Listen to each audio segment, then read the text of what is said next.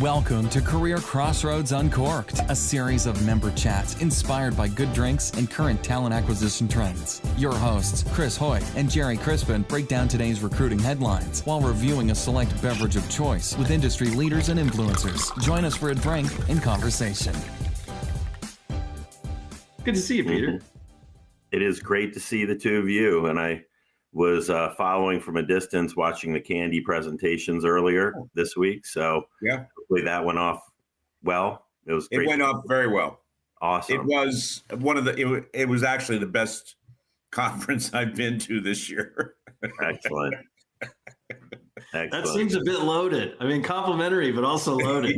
I know, because the quality is these conferences is not very high right now. No, everybody's getting their working muscles back into shape, I think. Yeah. I will tell you, I think Talent Connect, look, there were some areas that were like, not amazing, like in terms of the facilities, right? Because you were walking around, felt like South by Southwest a little bit. It was in downtown LA. And some of the breakouts weren't awesome, but by and large, might be one of my favorite Talent Connects. They just did a really, really, really good job. That's great. Well, I'll tell you, last night, we have a group here in the Washington, D.C. area that we call the TALC, the Talent Acquisition Leadership Council. And we get together, we used to get together probably 4 times a year, sometimes during the day at somebody's location. Somebody will host us. And then usually twice a year for dinner and drinks, and usually bring in a vendor or two. It was great to see everybody. I will never take for granted again being able to go and actually interact with your peers, your colleagues, share war stories, commiserate a bit. Tell me it didn't feel a little bit like a high school reunion. Did it feel a little bit like a high school? A little bit. And I've recently lost about 10 pounds, so I felt like I came to the reunion well. That works out well. I had talks with some of us who, I know it's only been 3 years since we've seen everybody really, but I had talks with folks who I've known for a decade. And we were having conversations with like, yeah, I'm having ACL. Or, oh, yeah, now I wear bifocals, transitions. Oh, I have a hearing aid now. It was like, what? Did we go through a time warp? What's going on? Right. Very good. There it is. I got mine. Oh, excellent. So you got the Little Bay. Hang on, yeah, I'll be right back. Awesome. I thought I would try something a little bit different than, perhaps whatever, but it's still Oban Extra or something. It says they take Oban and stick it in another cask for a while. That's right. I enjoy them both, and I almost went your route, but I went with the just the traditional 14 year. I didn't have that choice. I had, it was either the Oban that they had, which was similar to this, but I didn't notice a year on it. Oh, I would have gone for a higher year, clearly. Yeah, they do have an 18-year-old, but generally speaking, the Oban you usually find is 14. And it's interesting too, because I've always called it Oban. I've been drinking this probably for 25 years, but my Scots friends tell me that it's actually pronounced Oban. So Oban. Okay. So if we want to be proper, then we could say Oban, but I don't know. It's been so long. Habits hard to break. For me, there's more expensive ones out there. There's more exclusive ones out there. For me, this is the perfectly balanced Scotch. It starts with kind of some fruitiness and some ginger maybe, and then it's got just enough peatiness. It's not super peaty, but it's got just enough that it balances out, So that's my go-to. Well, I like the fact that it actually goes down my throat without burning the shit out of it. It is pretty good. It's not too smoky. It's not too smoky. I try not to keep it around the house, because if I do, it's just way too tempting to grab and have a couple. So special occasions with special friends. I'll take it. Well, appreciate the opportunity to share something with you. So that's great. Absolutely. Been a long time coming. How is your adjustment to your new job coming on?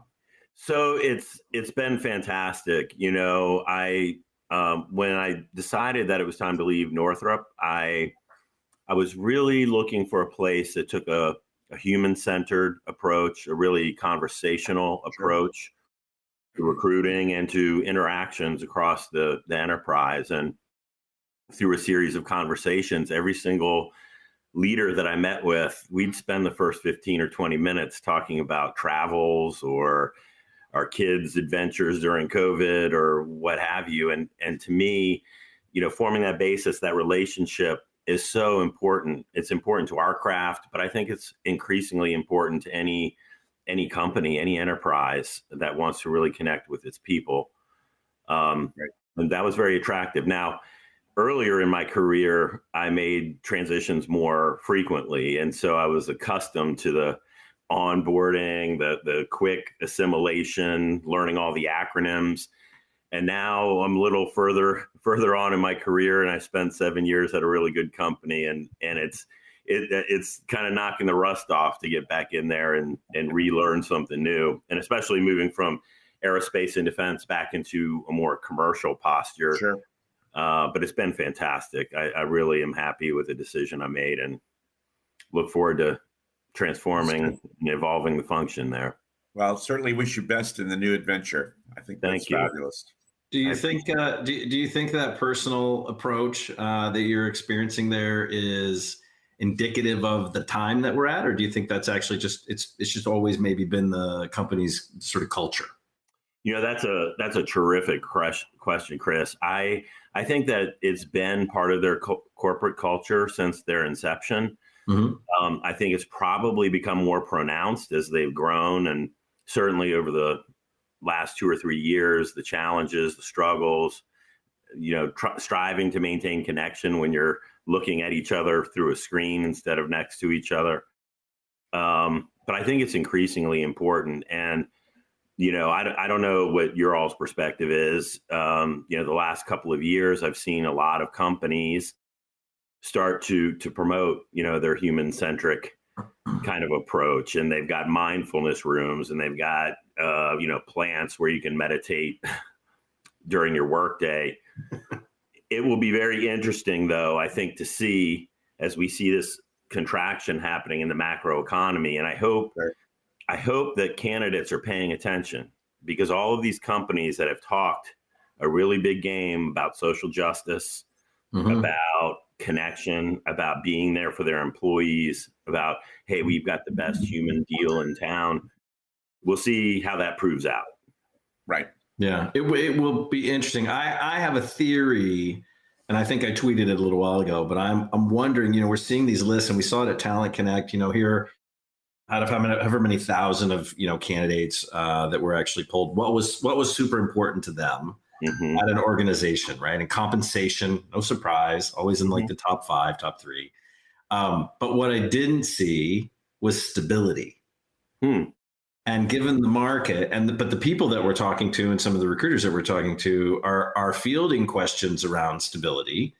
Yeah. We're even seeing, Gerry can back me up on this too, we're even seeing leaders at the director level starting to attempt to negotiate their exit or these golden parachutes at a director level. And I think it's a fear of stability in the marketplace. Like what happens if you lay me off in a year and it wasn't my fault? Like if you just suddenly decide you hired too many, like what happens to me? Why should I leave? And I'm wondering how long it'll take before stability bubbles up into even the top 5 of responses from candidates saying, I'm looking to work at a company that is going to be at for a little while. I think we're going to see a dramatic shift, and it's coming really fast. As I said, I was at the TALC meeting last night, and one of my peers is at a very well-respected company. They've been making significant profits. I don't know if they're record profits, but very healthy profits. Mm-hmm. And they were talking about downsizing about 3/4 of their recruiting staff. And to me, it's a little bit heartbreaking. I mean, look, I'm a capitalist. I'm an American, just like the next guy. So I'm not advocating for some, socialist takeover.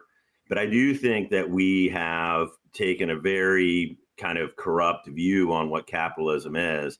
Right. And companies that have a lot of responsibilities to stakeholders, including their employees, the communities they live in, the globe, the planet. They need to pay a little bit more attention. They need to shift their focus, in my view, a little bit more in that direction, a little bit less, a little bit less almost obsession over what you do quarter on quarter. It's such a short view, and you look, you cut to the bone, you can make your profits look good, but that's not real. That's manufactured. It's not sustainable. I think there's room to create a company or thrive in an environment where, you're taking cost seriously. If things fall off a cliff in a major way, you're going to have to make some unpleasant choices. But we don't need to cut to the bone at this point in time. I mean, it'll become a self-fulfilling prophecy if we do. We're so far on one end of a spectrum. We really need to redefine business in terms of our responsibilities to each other. Absolutely. As well as to the stakeholder who wants to maximize profit. Mm-hmm. And I grew up in Johnson & Johnson, and the credo was literally written on the walls of every building that I walked into. And I drank that Kool-Aid, but it basically focused in on what we owe the customer, the employee, the candidate, the community, et cetera. And then the assumption that if we do those things well, we will return a fair profit. And a fair profit's a little different than, an obscene profit. So right. And a little different than maximized every quarter, regardless of the impact. And then the funny thing is, I shouldn't say funny thing, the irony, I should say, is that, during the Great Resignation, all these companies are saying, oh my gosh, we're having a hard time connecting with our employees. They don't understand our value proposition. I'm like, well, I think maybe they do. I mean, maybe they understand. Maybe they understand they're only as good as the next quarter. And for all of the rhetoric, you don't really care about your people the way that you should. And I think, Peter, quietly, one of the things that's been overlooked is the fact that a lot of the major universities are producing, really great talent coming out. And many of them, in an increasing number, don't want to work for a large corporation. Mm-hmm.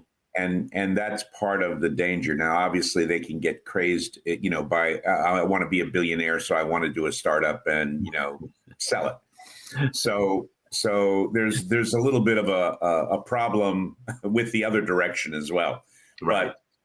But the truth of the matter is, many of them, have seen their parents and their older friends, if you will, who've gone before them, not really being fully engaged in large corporations, or just getting screwed. We can just getting screwed. Getting really the short end of the stick. And here's the even greater irony, which I know I don't have to tell the two of you, but maybe someone out there in the ether, this will be news to them. But look, we are demographically in a critical talent shortage, and we're going to be probably for the rest of my lifetime. Yep. And so you would think that people would say, well, gosh, if I'm going to have a competitive advantage in this market, and I want to have a sustainable enterprise that generates fair and decent profits for its shareholders and can invest in its people, then you would put talent at the top of your priorities. Sure. And people say they do, but again, we're already seeing contraction. Even though the economy grew this last month, we're already seeing people act as if it's fallen off a cliff. Yeah. Well, I think you have two messages too coming out, right? Like you've got the economists who are saying not a nasty recession, but a recession. Mm-hmm. It'll be short or it'll be shallow. We'll be okay. But then you have headlines coming out that saying basically iceberg straight ahead. I mean, you have a very conflicting message that's coming out across the board, and it ripples. I think the fear ripples throughout, the talent acquisition side of that. Well, the headlines like today of Elon Musk laying off half the workforce, for example.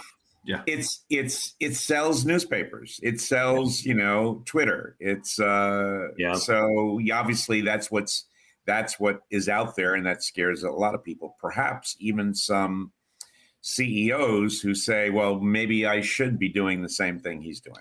Well, it was Forbes or Fortune, I forget which, they had an article come out about 2 weeks ago that said 99% of CEOs fear a massive recession. It's like, well, you only pulled 200 when you dig into the article. So it's not 99% of all of them, but I think those headlines, scare the shit out of people. They do. They absolutely do. So we'll see. We'll see how it goes. But again, I hope the candidates are paying attention. I mean, it makes me think about when COVID first happened, and we had at Northrop a crop of, I think it was about 1,500 or so interns that were due to start. And we made a corporate commitment. Like, look, we told them we would offer them an internship, and it may not be as robust. We may have to do it virtually, but we're going to honor that commitment. And we did. Mm-hmm.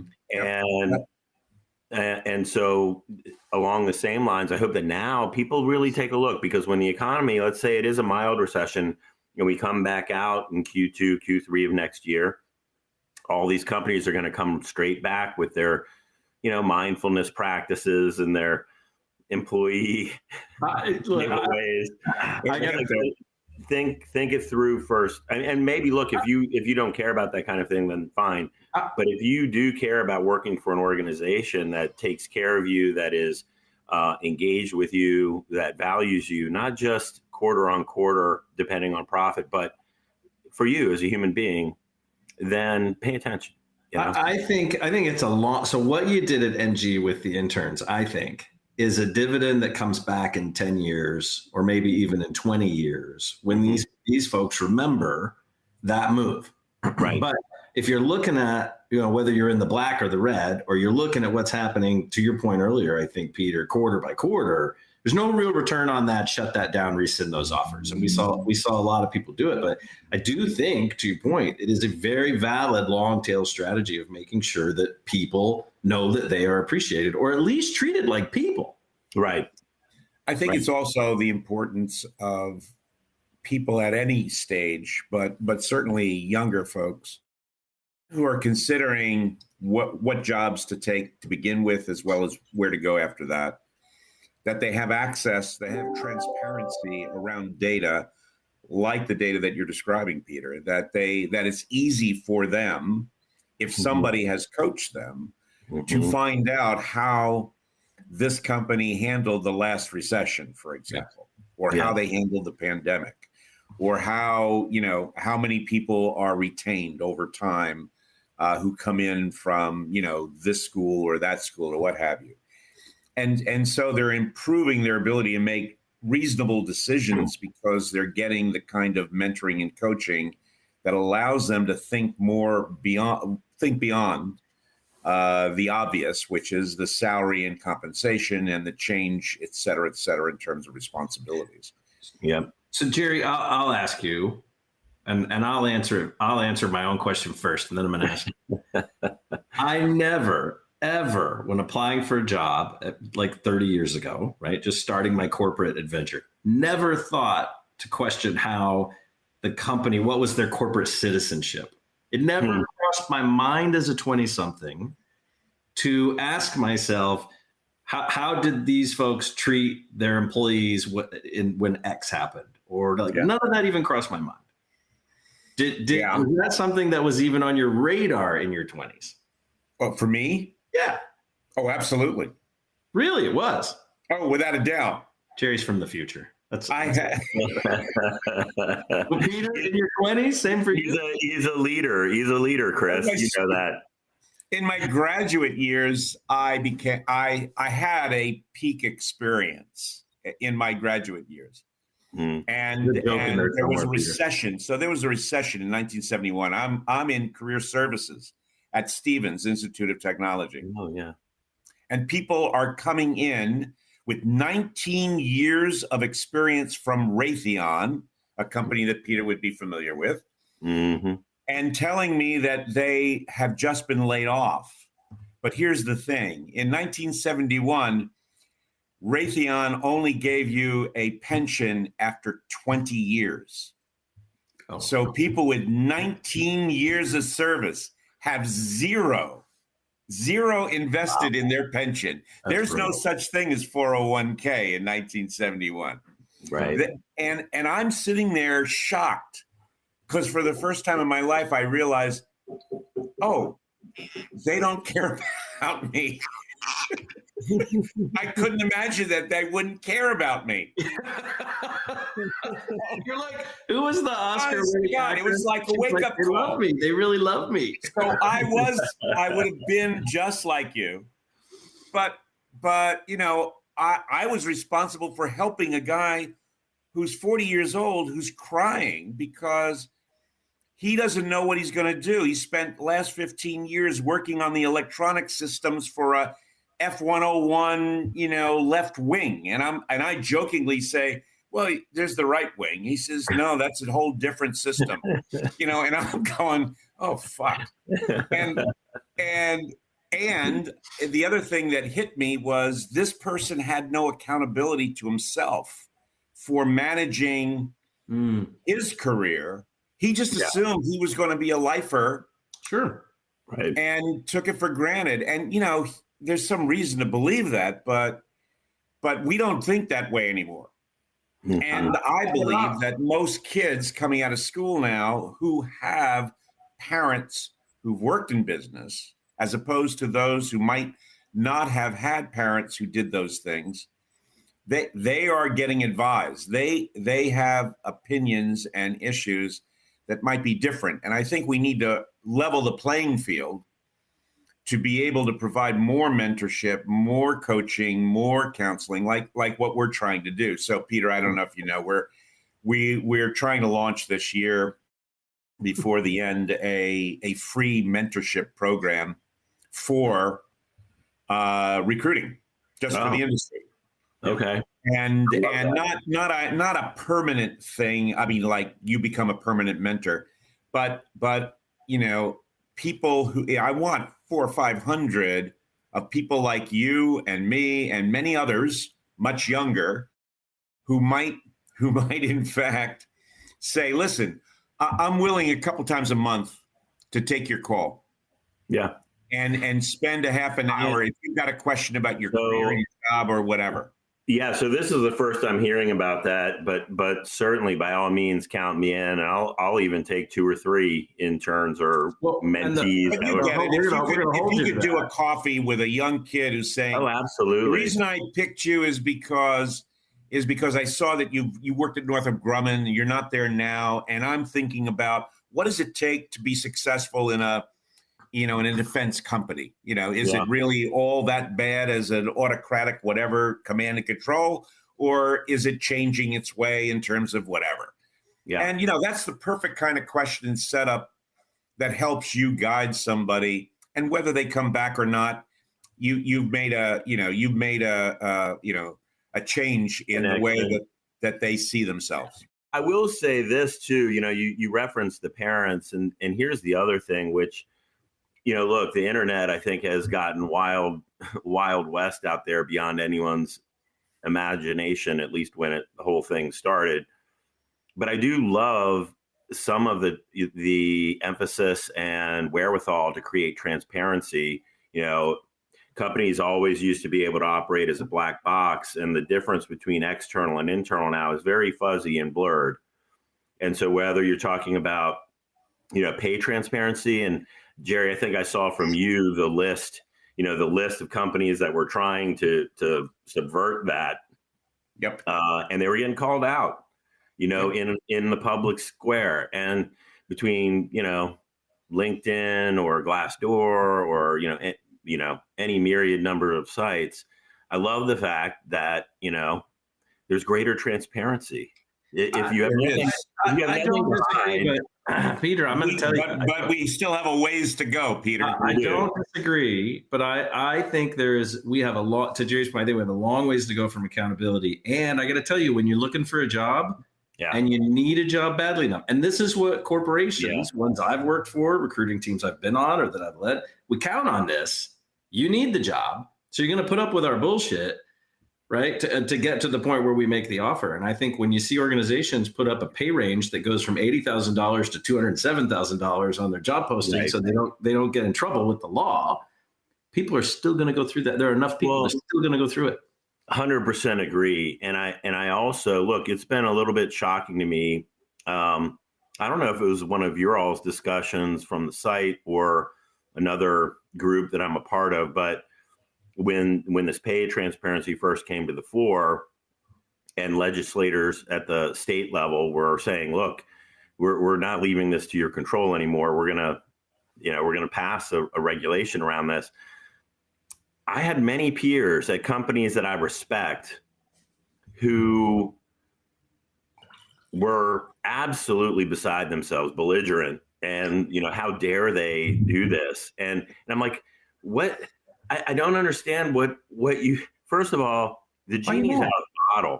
Yeah, people can Google. The only question is the information they find online going to be accurate or not? And I would prefer them to have accurate information. So, you're 100% right. And that's part of the line in the sand that Indeed drew. Yeah. We did a podcast interview not long ago where they said, look, this is our best guess. You can replace it with actual numbers, or you can just deal with the fact that we've put our best guess on here. Yep. Right. Yeah. Look, this may be controversial. I may not win friends. I hope that's not the case. But listen, I think that's a strong move. I applaud Indeed for doing that. And I agree. I mean, I agree with you, Peter. I do think that there are a couple issues that we've kind of overlooked in terms of how we influence, if you will, our peers and colleagues who may be a little uncomfortable coming into the 21st century. And I do think that we need more. Chris and I have been really focused on this issue for the last year, in this transparency issue. I know. Is really trying to figure out how can we, from a collective point of view, increase our power to influence and act as a catalyst for a voice that comes from within the industry, as opposed to, because some of our colleagues and peers are upset simply because the voice is coming from the outside. Legislators are who don't know anything about it. Laws, and we don't know if they even know anything about recruiting, and I could hazard a guess on that. We were in, my favorite is we were in like 3-4 weeks ago, Chris, we had our leadership meeting. We had 30 some odd folk, all of whom are heading up TA, and we wanted to have a good conversation on transparency. So one of the things we asked is, are your companies actually engaged in doing a calculation to understand better what kind of disparity exists, forgetting solving it yet, but are they doing the analytics internally? And most of them, because obviously these are large companies who are members, and also leaders in their industries, respective industries, most of them raise their hand. But then I asked, how many of you have access to the results of their analytics? And they all said, no, it's not being shared with me.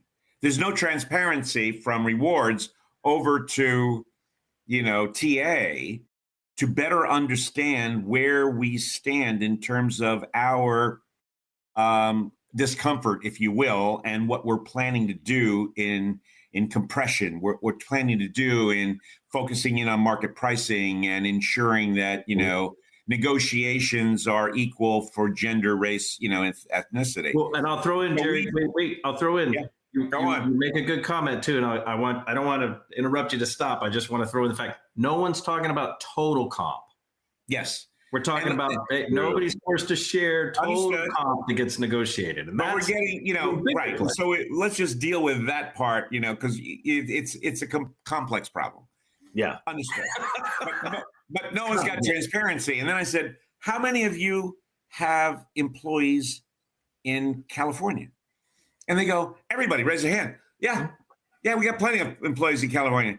I said, so if you have 100 employees in California, you have to submit average pay per gender, race, and ethnicity. What do you think California's going to do with that? Yeah. They're going to publish it. It's going to be accessible.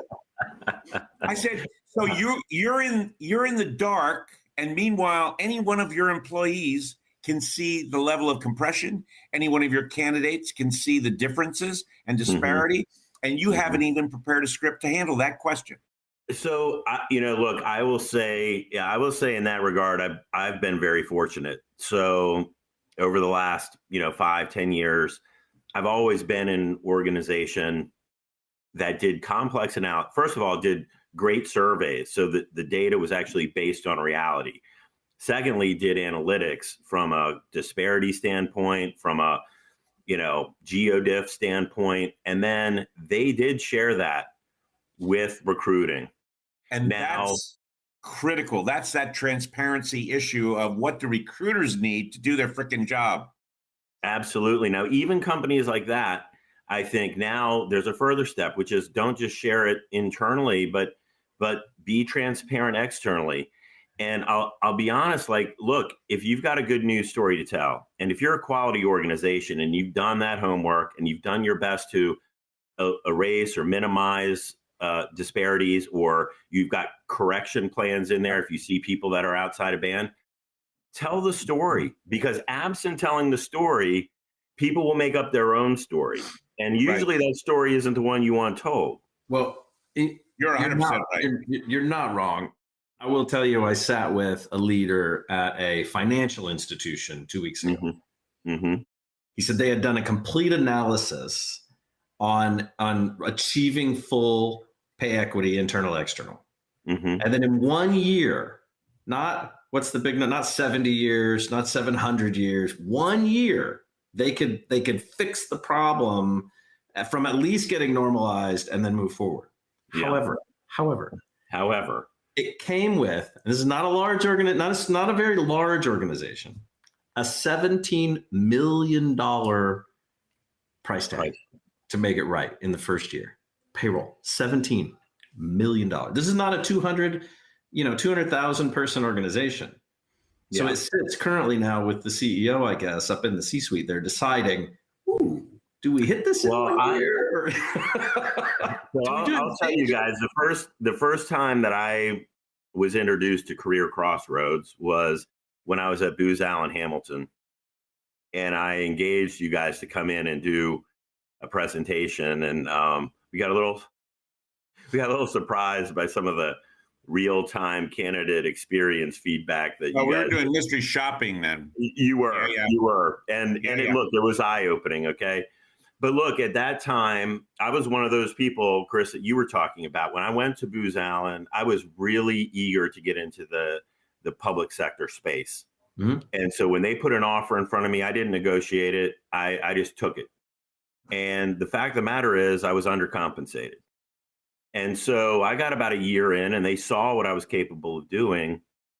And my boss, kind of pulled me aside, and she said, listen, Peter, we know that you're undercompensated. You're delivering value far in excess of what you're being paid. Now, we can't fix that right now, this minute, but we're going to do an incremental increase now. You've got your annual review coming up in, June. And then if we still have room to go, we'll do another off cycle. So trust us forward a year, hold us accountable, but we are going to make this right for you. And so, Chris, to your point, maybe $17 million, if you're a small company, that's a fortune. So maybe you can't do it all at once, but you can roadmap it, and you can have transparency around, look, we cannot afford to do this all in one fell swoop, but we're committed to getting it right. So stay with us. This is the journey we're going to take. I love it. I can certainly appreciate that. It begs the question of, and the financial institution, not a small one, but just not 280,000 people, right? So it's a chunk of change, but it does beg the question, why undercompensated to begin with, right? I mean, I remember bringing somebody in to my leader and saying, I think this is the person for the job, and I think we should offer her this. Yeah. And my boss came back and said, well, isn't she only making that? I said, and I swear this is a real conversation. It's just timely. And I said, well, yeah, but this is in the middle of our band. And then, no, you can give her that because that is 10%, 15% over what she makes today. It's the lower end of the band. It's in the band, so you can't argue with it. And I got shut down. Well, that kind of attitude has been around for 100 years. The question is, it's changing. It's not changing fast enough, but it is. But I don't know that it could. I don't know for satisfaction. They're angry, disenfranchised, marginalized, upset people. Well, you can't go fast enough. Then we can't be surprised that the engagement levels are at a incredible low. Right. That's right. Chris, I look, I've seen analogous situations before. Again, if you're in a company that really has an ethical North Star, they will try to do the right thing. Okay. I think that's true. The other thing that I found very helpful is, I've been a part of organizations where at the early career level, we really don't negotiate salaries. We have a standard and a premium band depending on, what the skill set is. And then regardless of who you are, where you're coming from, you're getting slotted into that. And so the pay equity starts at that first step, totally equal. So Peter, equitable. And I would actually agree with you, Peter, in the sense that when we look at our members, I think our members almost to a person are fundamentally within that framework.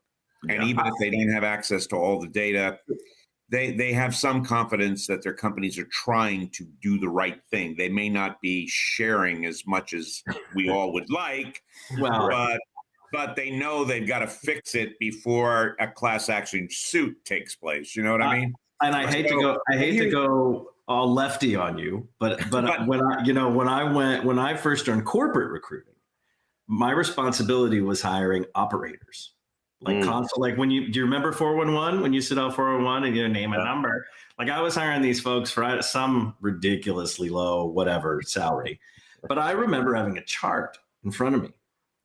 And this was your education level, right? And this was your months of experience. Everything was broken down into months. And you went here and you went here and boom, that was your offer. There's no negotiating. That's what you get, period. It didn't matter if I liked your gender more than another gender or the color of your skin more than another. Didn't matter. So when I broke over into the other side of it, and now I'm making offers to people where there's some wiggle room, like, I don't understand. Where's my matrix? What do you mean I'm just making up? I just pick a number? I don't understand. Okay. Well, you're putting your finger on something really important, and I'm sure you guys are tracking this too. But, look, we are in the middle of another revolution, which is taking a much more skills-oriented approach to hiring. Thank God. Right. I mean, it's long overdue. It's equitable. It increases the diversity in your pipeline. It recognizes experience from different kinds of world experiences. The challenge is that no one yet has figured out quite how to tie that back to comp. And even companies that are doing it maybe on the front end of the curve ultimately refer back to a proxy like years of experience or something like that. It is all things being equal, whether we like it or not, across corporate America. If you have an Ivy League degree or an Ivy League certification, all other things being, you are going to be the premier candidate. You're going to be the front running candidate, all things being equal. Now that doesn't make it right, because there's an awful lot of people who are wildly talented who could probably do an amazing job in that, but didn't have the opportunity to go to some sort of Ivy League school or even to college at all. But I don't know how we break through that. So I will say this, Chris. So I was at NSBE right before the pandemic. Okay, National Society of Black Engineers, and we were there to make offers, okay, and we lined up candidates, and they were as a whole great.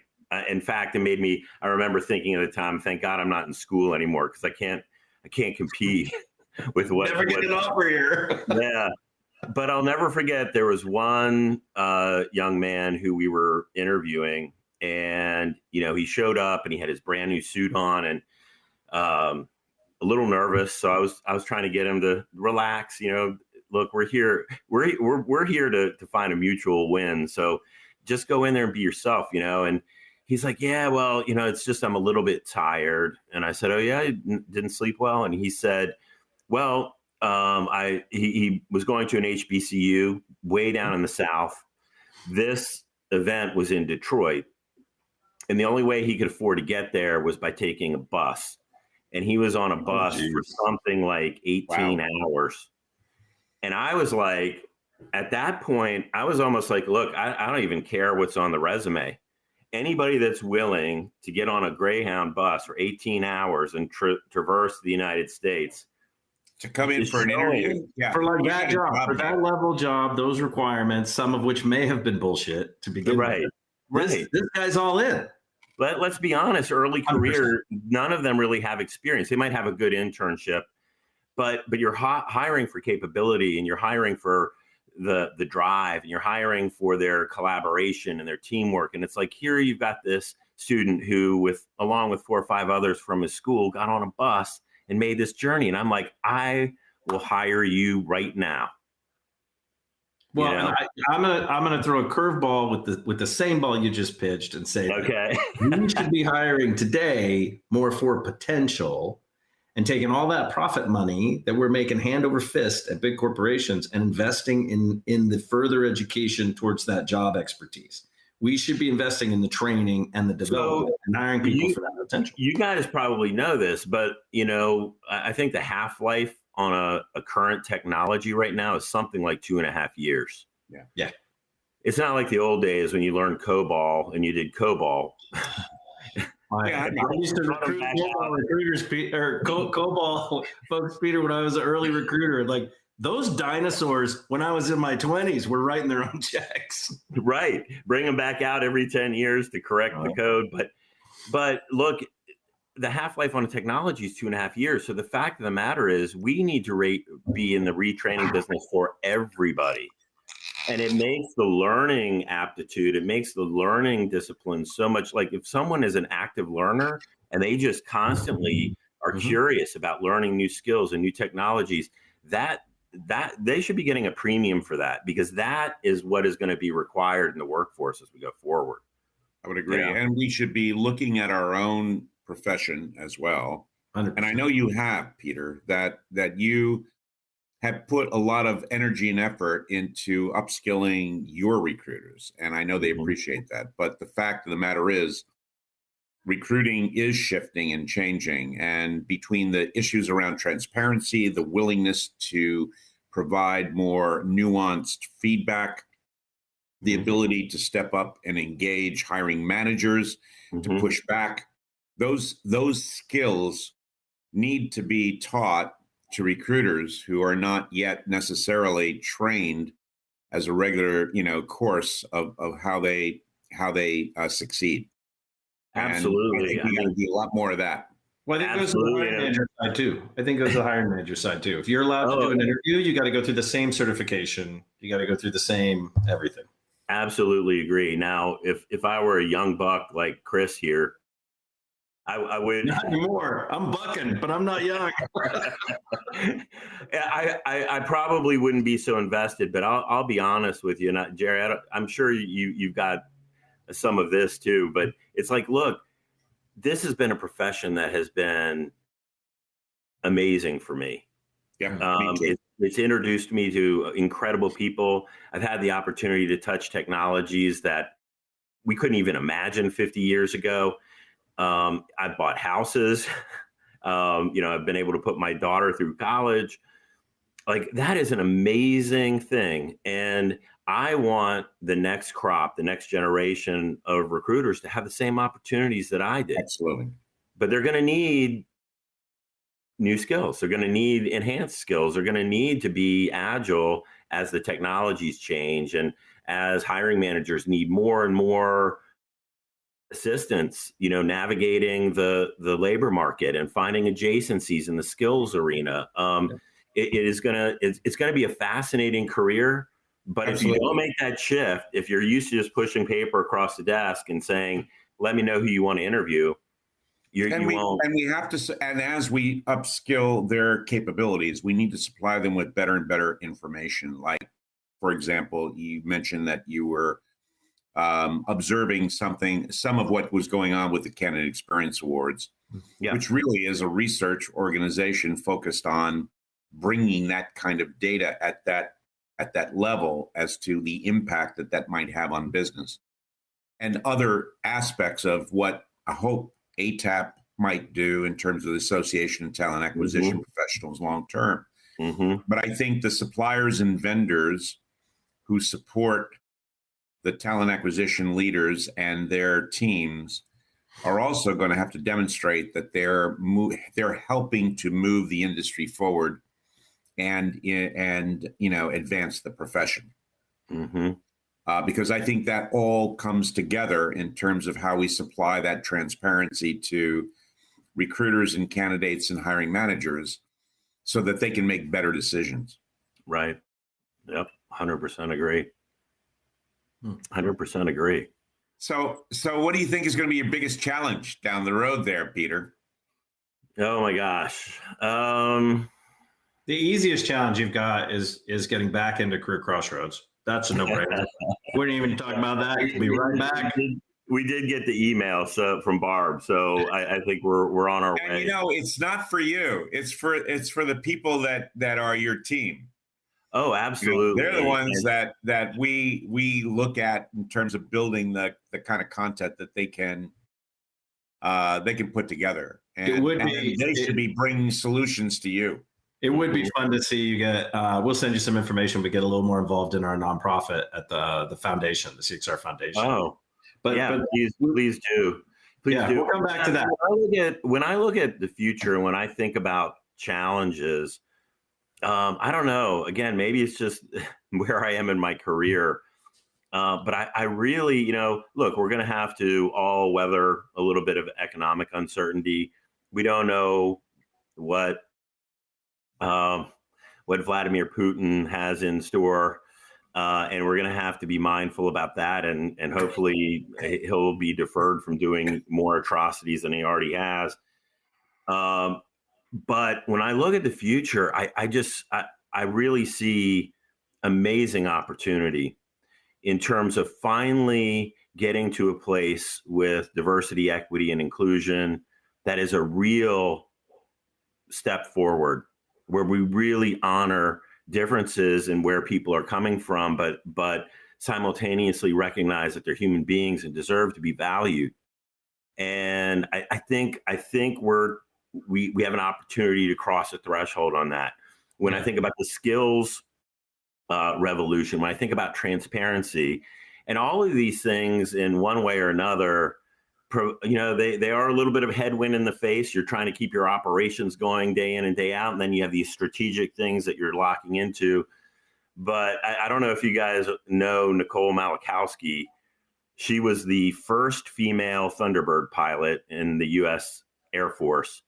And I've had the opportunity to hear her speak once or twice. And she said something at the last time I heard her speak that just has stuck with me. And she said, I went up in the airplane the first time, and she's flown combat missions. She's decorated pilot. But the first time she went up with the Thunderbirds in formation, she hit some turbulence.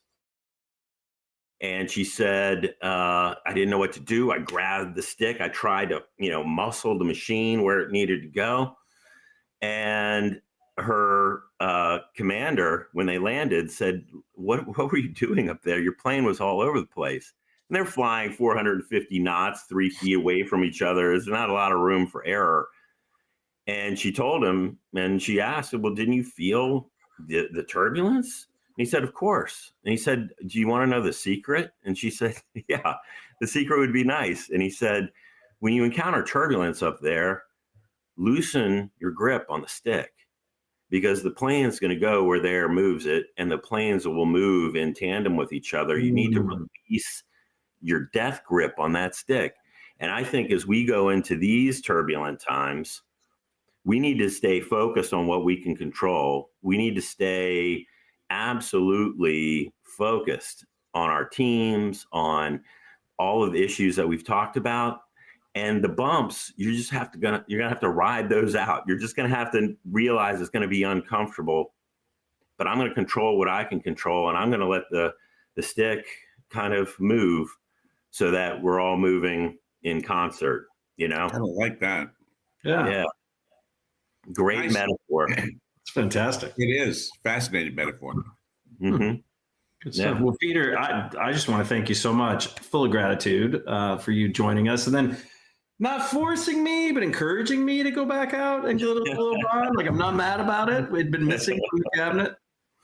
I am so glad that you guys enjoy it, and it is really a pleasure to see both of you. I'm glad to constantly see the work that you're doing. You're doing heroes work out there, really, and baseline.